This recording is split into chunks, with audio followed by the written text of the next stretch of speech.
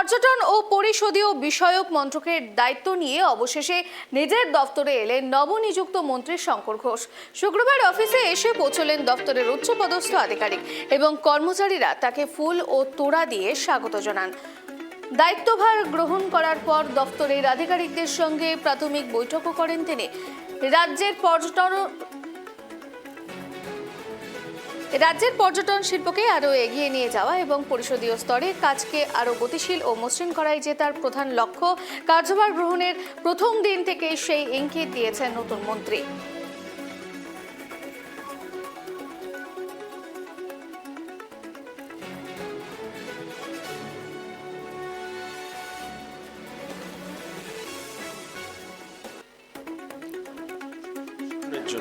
ওপর থেকে নিচ অবধি সব মানুষকে যাতে পর্যটনের বৃত্তে নিয়ে আসা যায়। মাননীয় প্রধানমন্ত্রী যে কথা বলেছেন যে বিশ্বের দরবারে ভারতবর্ষের পর্যটনকে তুলে ধরা, আমরা বলছি পশ্চিমবঙ্গকে বিশ্বের পর্যটন মানচিত্রে উজ্জ্বল নক্ষত্র হিসাবে তুলে ধরবার ক্ষেত্রে মাননীয় মুখ্যমন্ত্রীর নির্দেশে সরকার কাজ করছে। বলছি কতটা চ্যালেঞ্জিং হতে চলেছে তার কারণ হচ্ছে আগের সরকারের একাধিক দফতরে দুর্নীতি আমরা কিন্তু দেখতে পেয়েছি। আগের সরকারের একাধিক দুর্নীতি, ডুইম, ছোড়াছুড়ি এসব নিয়ে অনেক আলোচনা হচ্ছে।